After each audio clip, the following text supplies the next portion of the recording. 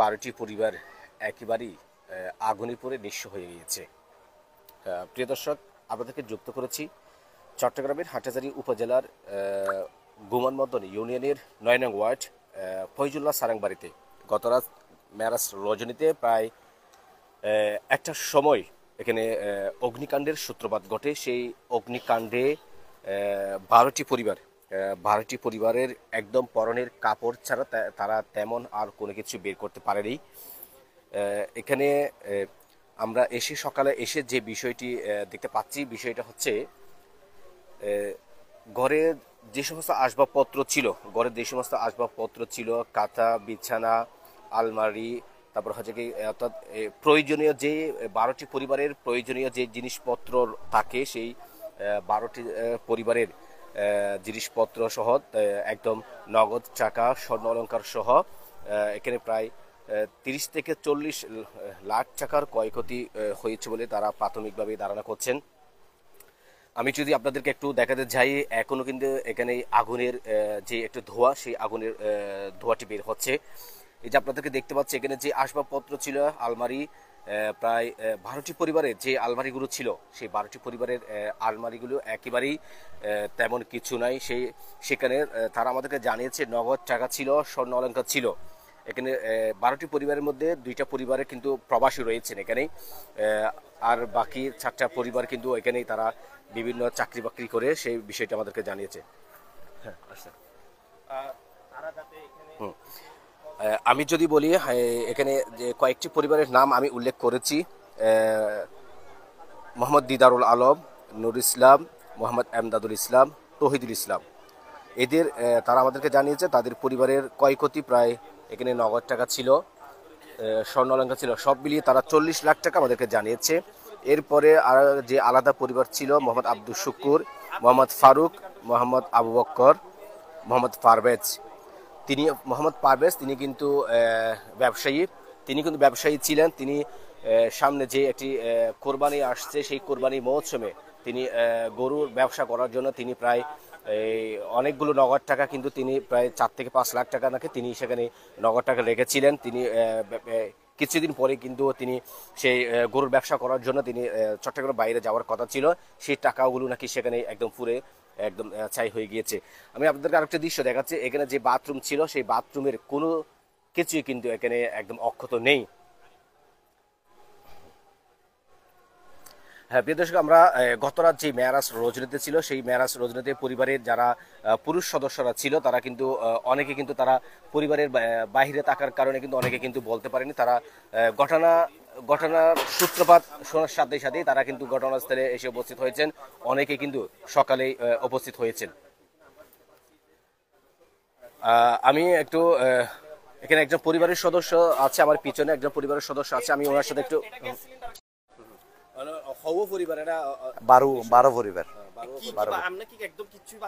কিছু বাঁচে নাই,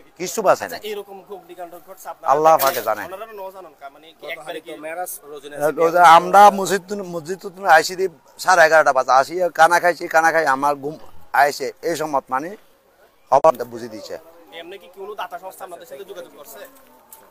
আমি জানি না, আমার মেম্বারে জানবে। আচ্ছা, যেমনটি জানছেন যে এই স্থানে আপনাদের প্রিয় দর্শক, এখানে আমি একটি কথা জানিয়ে রাখি, সেটা হচ্ছে যেহেতু এখানে 12টি পরিবারের একদম পরনের কাপড় ছাড়া কোনো কিছু তারা বের করতে পারেনি, সেজন্য এই 12টি পরিবারের পাশে দাঁড়ানোর জন্য গুমানমদন, সিপাতুল অর্থাৎ হাটহাজারী প্রতিটা ইউনিয়ন অর্থাৎ হ্যাঁ যারা রয়েছেন, যারা যে সমস্ত স্বেচ্ছাসেবী সংগঠন রয়েছেন, মানে মানব সেবা সংগঠন রয়েছে, আমি প্রতিটা সংগঠনের কাছে যারা দায়িত্বশীল ব্যক্তিবর্গ রয়েছেন, আপনাদের কাছে একটি আকুল আবেদন রাখবো, সেটা হচ্ছে এই 12টি পরিবারের একটু পাশে দাঁড়ানোর জন্য, তারা যাতেই মাথা গুজারটাই হয় সেই ব্যবস্থাটা করে দেওয়ার জন্য আমি সকলের কাছে বিনীত অনুরোধ করছি। আমি এখানে কতগুলো প্রত্যক্ষদর্শী রয়েছেন ভাই, আপনাদের সাথে যদি একটু যুক্ত হতে ভাই, আপনার সাথে একটু যুক্ত হতে যাচ্ছি, একটু হাতে নেন। আসসালামু আলাইকুম।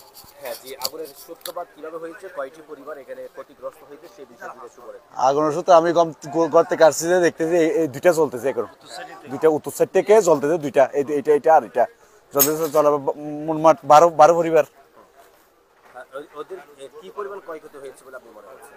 কি পরিমাণটা কার কি আছে এগুলো জানি না আমরা, অনেক ক্ষতিতে কিছু বাইর করতে পারে নাই, কিচ্ছু একটা কাপড়ও বাইর করতে পারে নাই, দেখতেছেন সব আপনার টাকা পয়সা সব, টাকা স্বর্ণ হাতে সব। এটা 3 লক্ষ টাকা, এদেরও 40,000 টাকা, ওইদেরও 65,000 টাকা টাকা আরো দিয়েছে না, ক্যাশ টাকা গেছে আর কি স্বর্ণ গেছে। স্বর্ণ সোনা যা যে আছে সবগুলো চলে গেছে। এখন কি চাচ্ছেন, কি চাচ্ছেন আপনি এলাকাবাসী হিসেবে? কিছু আপনাদের চাই তাদের পরিবারের কিচ্ছু নাই, সবার কাছে সহযোগিতা আর কিছু না, সহযোগিতা সব সব সবচেয়ে চলে গেছে। এই পরিবারগুলো সবাই আর্থিক সহযোগিতা হাত বাড়াই দেন, এটা অসহায় এখন, এটাই আর কি। আসসালামু আলাইকুম। হ্যাঁ, প্রিয় দর্শক, একজন প্রত্যক্ষদর্শী, তিনি কিন্তু এই এলাকার বাসিন্দা, তিনি বিষয়টি জানাচ্ছেন। সেটা হচ্ছে এই 12টি পরিবারের পাশে দাঁড়ানোর জন্য আপনাদের সকলের কাছে তিনি কিন্তু বিনীত অনুরোধ করছেন। আমি যদি এই পাশে যদি দেখাতে যাই, যে পাশ থেকে অগ্নিকাণ্ডের সূত্রপাত ঘটেছিল, সেই পাশে আমি যদি একটু দেখাতে চাই, এখানে একদম 12টি পরিবারের এদিক থেকে কিন্তু অগ্নিকাণ্ডের সূত্রপাত ঘটেছে। আমি সেদিকে আপনাদেরকে একটু দিয়ে দেওয়ার চেষ্টা করব।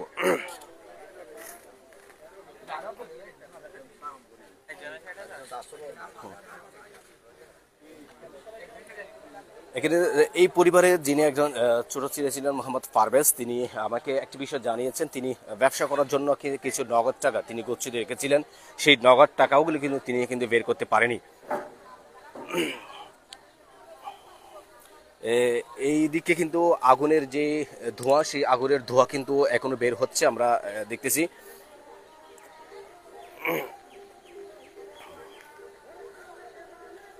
এই যে এখনো কিন্তু আগুন জ্বলছে। প্রিয় দর্শক, আমি যদি আপনাদেরকে একটু দেখাই, এই যে এখনো কিন্তু আগুন জ্বলছে, আমি আপনাদেরকে একটু জুম করে দেখানোর চেষ্টা করব।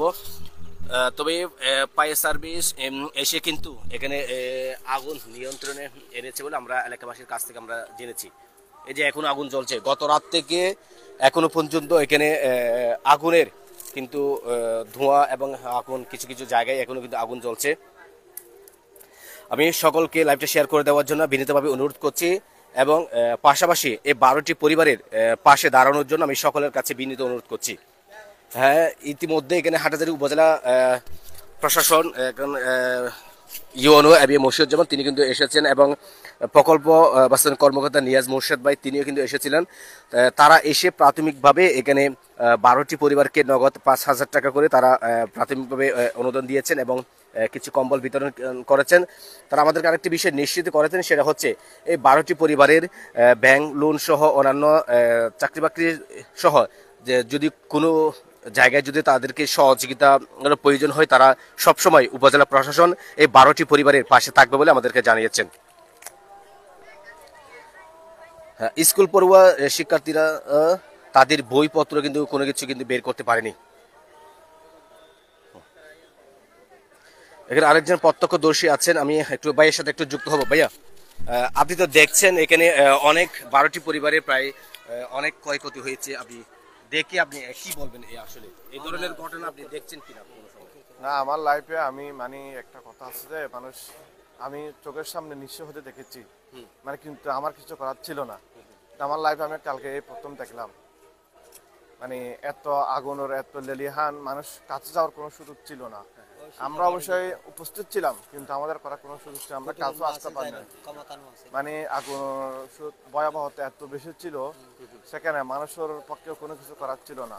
হয়তো যদি আমরা যথাসময় ফায়ার সার্ভিস পেতাম, বা যদি এখানে যদি অগ্নি নির্বাপক কোনো ব্যবস্থা থাকতো, তাহলে তো আমরা এত বড় দুর্ঘটনা বা এত ধরনের এত বড় ক্ষয়ক্ষতি আমরা কিছুটা হলেও এড়ানো যেত। কিন্তু হয়তো ভাগ্যের নির্মম পরিহাস, কিন্তু আমরা সেটা কখনো পাইনি, সেরকম কোনো ব্যবস্থা ছিল না। বা এখানে আপনাদের আমি যদি বলি, এখানে ওইদিকে নদী, বোয়ালিয়ার খালের মধ্যেও কিন্তু এখানে আমাদের ওই যেটা পানির ব্যবস্থা, সেটা আমরা পর্যাপ্ত পরিমাণ পাইনি, যার কারণে এই এত বড় ক্ষয়ক্ষতির সম্মুখীন হতে হয়েছে। যাই হোক, আমি পরিশেষে একটা কথা বলবো, আমরা আল্লাহর কাছে দোয়া করবো যাতে তারা এত বড় ক্ষয়ক্ষতি, এত বড় একটা দুর্ঘটনা, ট্রাজেডি, এটা যেন তারা কাটিয়ে উঠতে পারে। আল্লাহ রাব্বুল আলামিন তাদেরকে যেন কারণ এগুলো সবকিছু মাল হচ্ছে আল্লাহর পক্ষ থেকে আসে। হয়তো আল্লাহ চাইলে এদেরকে এর চেয়ে তার বেশি কিছু দিতে পারে, সেটা আমাদের বিশ্বাস। এই যে অগ্নিকাণ্ডে যে একটা সূত্রপাত ঘটেছে, এটা আপনি নিজের চোখে দেখেছেন, এত বড় এই দুর্ঘটনা আপনার কিভাবে নিয়ন্ত্রণে আসছে সেই বিষয়ে যদি একটু জানতে চাই। নিয়ন্ত্রণ কিভাবে সূত্রপাত হয়েছে সেটা আমরা অবশ্যই বলতে পারবো না, কারণ তখন সবাই ঘুমে আচ্ছন্ন ছিল। কিন্তু হ্যাঁ, ওই আমরা স্থানীয় এলাকাবাসী বিভিন্নভাবে তারা সহযোগিতা করছে। পানি এখানে ফায়ার সার্ভিস আসার আগেই এখানে প্রায় সব পুড়ে গিয়ে হয়ে গেছে। এখানে ফায়ার সার্ভিস আসার কিছু তখন একদম লাস্ট হয়ে গেছে। ওই মানুষের সহযোগিতা যদি ওই দেওয়ালটা যদি রক্ষা করা না যেত, তাহলে হয়তো আরো বড়তর দুর্ঘটনা করতে পারতো। বিশেষ করে যারা দক্ষিণ পাশে আছে তাদের আরো বড়তর দুর্ঘটনা করতে পারতো, কিন্তু মানুষের সহযোগিতায়, মানুষের স্বেচ্ছাশ্রমে ওইটা আগুন কন্ট্রোল করতে পারছে। লাস্ট পর্যায়ে এসে তখন আমাদের ক্ষয়ক্ষতির পরিমাণ কিছুটা হলে একটু হ্রাস হয়েছে, এটা তো। আচ্ছা, আপনার থেকে একটি বিষয় জানতে চাইবো, সেটি হচ্ছে এখানে যে আশেপাশে কোনো ধরনের পানির ব্যবস্থা নেই, এই বিষয়ে আপনি কি বলবেন? না, আসলে এটা গ্রাম অঞ্চলে আমাদের সচরাচর পুকুর সবসময় এদিকে পিছনে পুকুর আছে, পাশেও পুকুর থাকে। এটা যেহেতু শুষ্ক মৌসুম, এটা শীত মৌসুমে এখানে পানি একটু কম থাকে গ্রাম অঞ্চলে, সেটা স্বাভাবিক। আর এদিকে আমাদের বোয়ালি খাল ছিল, কিন্তু আমাদের ওই আমাদের ব্যবস্থাপনা ঠিক না থাকার কারণে আমরা এত বড় দুর্ঘটনার সম্মুখীন হয়েছি। তাহলে আপনারা স্বীকার করছেন যে এখানে পানির ব্যবস্থা না থাকার কারণে আগুনের তীব্রতা এত বেশি? সেটাও ঠিক আছে, কিন্তু এখানে আমাদের যে ব্যবস্থাপনা সেটা দিয়ে আগুনের যে ভয়াবহতা সেটা কখনো রোধ করা সম্ভব হতো না, কারণ আগুনের ভয় এতটা বেশি ছিল। আমরা এখানে অনেক দূর থেকে আমরা মানে কাছে যেতে পারি নাই, সেখানে মানুষের পক্ষে এত বড় আগুন নিয়ন্ত্রণ আনা সম্ভব না। এখনো আগুনের লেলিহান দেখা যাচ্ছে, দর্শক দেখতে কিছু কিছু জায়গায় এখনো আমরা আগুন দেখতে পাচ্ছি। এগুলো কি নিপার কোনো এখনো কোনো ব্যবস্থা আছে? না, এখানে তো এগুলো তো আগুন তো প্রায় এখন আমরা নিয়ন্ত্রণ আসছে। এগুলো সামান্য ওই কাঠ বা এই ধরনের থাকার কোনো মাথা গুঁজো তাই নেই, তাদের খাওয়ার জন্য পরনের কাপড় নাই বলতে গেলে। তাই বলবো সমাজে যারা বিত্তশাল আছে বা তারা যেন সাহায্যের হাত বাড়িয়ে দেয়, কারণ 10 লাঠি একর বোঝা। আচ্ছা, আমার এই লাইভ থেকে যদি কেউ যদি মানে তাদেরকে সহযোগিতা করতে চায়, কিভাবে সহযোগিতা করবে সেই বিষয়ে যদি একটু বলতেন। না, সেই বিষয়ে আমাদের স্থানীয়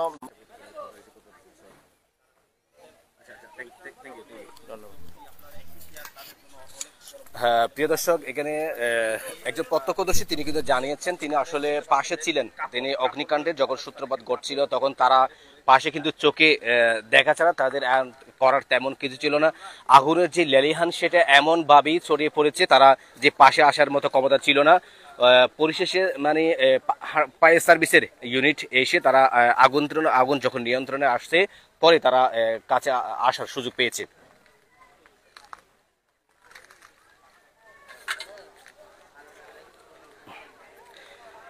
এখন একটি কথা, এখন আমাদের তার করার কিছু নেই, যেহেতু একটি দুর্ঘটনা ঘটেছে। এখন আমাদের কাজ হচ্ছে আমরা যারা বিত্তশালী রয়েছি তাদের এই পরিবারের পাশে দাঁড়ানোর জন্য। আমি সকলের কাছে বিনীত অনুরোধ করব এই 12টি পরিবারের পাশে দাঁড়িয়ে তারা যাতে মাথা গোঁজাটাই হয় সেই ব্যবস্থাটা করে দেওয়ার জন্য আমি সকলের কাছে বিনীত অনুরোধ করব। এই যে আমি দেখতে পাচ্ছি এখানে কতগুলো ধান কিন্তু এখনো আগুনে জ্বলছে, অর্থাৎ তাদের পরনের কাপড় ছাড়া এক কথায় এমন কিছু নেই, কোনো কিছু তারা বাঁচাতে পারেনি। হ্যাঁ ভাই, আপনাদের সাথে ভাইয়া এই এলাকার না? হ্যাঁ, দেখার জন্য আসছেন না আঙ্কেল? আচ্ছা আচ্ছা, অনর একটু কথা হয় অনর হুট করে হইতে থাকতেন না তো অনর কি ক্ষতি হই অনেক একটু কত কত মানে কি ওই ফলে দোকান চালাইতো টেয়া টুমা আছিল ইন মানে কি ক্ষতি খরচ হই তোরা অলংকার ফাতি মনে করো কাপড় চোপড় দান চাল ইন ওই কাগজের দুগুণ ভত্তর সম্মতির ইন ক্ষতি খরচ জায়গা জমির কাগজপত্র সব এক কিছু করে কোনো কিছু মানে কি এটা ছাড়া আর কিছু বাইর করে না পারে।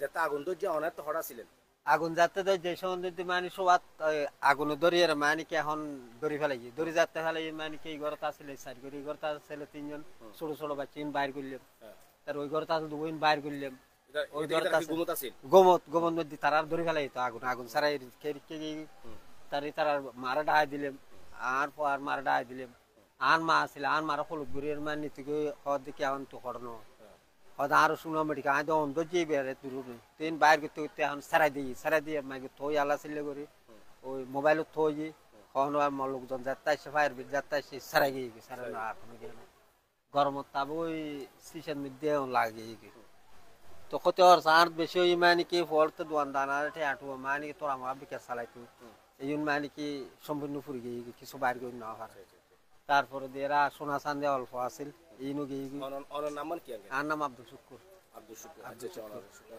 এখন অনর কি দাবি দাওয়া আছে প্রশাসনের আছে এবং স্থানীয় যারা গণমান্য ব্যক্তিবর্গ আছে আর কি মানে তারা কি আর তো হতে হওয়ার হয়ে গেছে তা কি দাবি তাই মানে ব্যাখ্যা নতুন আইব যাবে কিন্তু ওই ডকুমেন্ট নিবাতে তো তারা তা কেন হলে মানে কৌশলী বেজা আইব দেয় এই তো মানে আর তখনও ডকুমেন্ট হইতে বস্তা বস্তা ফুরিয়ে বুঝুন সম্পূর্ণ এখন তো ডকুমেন্ট ছাড়া মুখর কোনো কথা নেই ইয়েন আর দিবে অলঙ্কার পরে গিয়ে এবার আর কি বেটা আল্লাহর পক্ষের অনরের জায়গায় এই জায়গা থেকে কোনো ধরনের আগে ঝামেলা আছে না না কোনো জামিলা নাই আর দাদার আমলের বাপর আমলের মানে কি এখন প্রশাসনের কাছে অনর কি চাইবেন প্রশাসন কি সহযোগিতা চাইবেন সহযোগিতা মানে এখন দশের জিয়েন সিদ্ধান্ত নিয়ে না এক এক বাবুতে নয় এক একজন এক এক বিষয় যেন ধরো দশের জিয়েন মন্তব্য করে যেন ধরো আর চার ভাই এই তারা যুদন মই তারা 5 ভাই তিন ঘর একে 12-13 ঘর আর চারি ইয়ান মানে জিয়েন সিদ্ধান্ত নেই রে এই তারা জিয়েন নেই রে কত হওয়ার হয়ে গেন তা এখন আর হলে তো প্রশাসন স্যার এখানে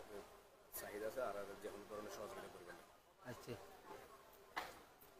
কি সহযোগিতা চাইবেন সহযোগিতা মানে কি আর খাস চাহিদা আছে মানে আর হতে হওয়ার হয়ে যাচ্ছে তারা মানে অসহায় অভাব তারা সহযোগিতা করি বলে মানে কি ইয়ান চাই সহযোগিতা করি বলে আপনার কি পরিমাণ ঘর বাড়ির কি কি জিনিস পড়ছে আমাদের জিনিস মানে কি ওই বল বিকাশ চালাইতো বিকাশ পুরি গেছে তারপর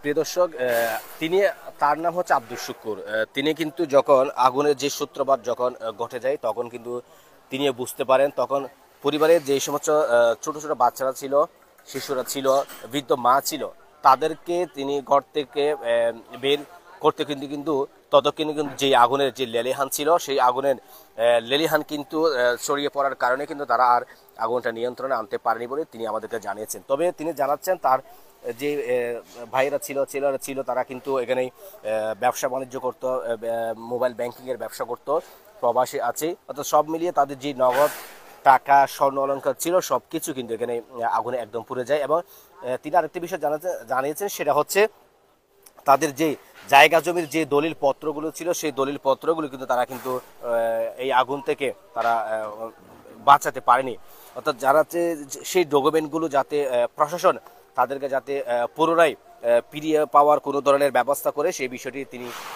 আমাদের মাধ্যমে তিনি জানাচ্ছেন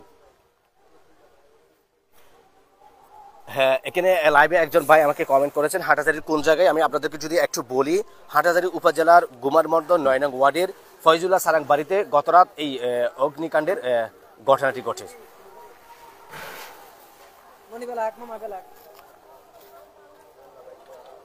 আমি সকলের কাছে একটু বিনীত অনুরোধ করব আপনারা লাইভটা শেয়ার করে এই পরিবারের পাশে দাঁড়ানোর জন্য সহযোগিতা করবেন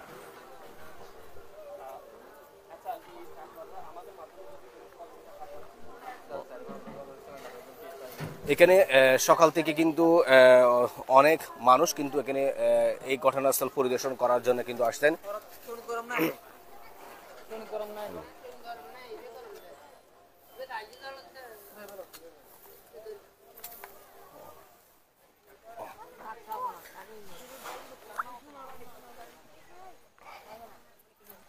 প্রিয় হাটাজারির এই লাইভটা শেয়ার করে দেওয়ার জন্য আমি সকলের কাছেই বিনীত অনুরোধ করব যাতে আপনার একটি শেয়ারের মাধ্যমে হয়তো কোনো এই যে একটি পরিবারের আসবাবপত্র যা থাকে আর কি আপনারা তো জানেন একটি পরিবারের কি কি আসবাবপত্র থাকে 12টি পরিবারের আসবাবপত্র সহ সবকিছু একদম পুড়ে ছাই হয়ে গিয়েছে এখন বলার আর কিছু নেই সেই একটাই কথা সেটা হচ্ছে এই 12টি পরিবারের পাশে দাঁড়িয়ে আপনারা এই 12টি পরিবার যাতে আবারও মাথা গোঁজার টাই হয় সেই ব্যবস্থা করে দেওয়ার জন্য আমি সকলের কাছে বিনীত অনুরোধ করছি প্রিয় দর্শক ভালো থাকবেন সুস্থ থাকবেন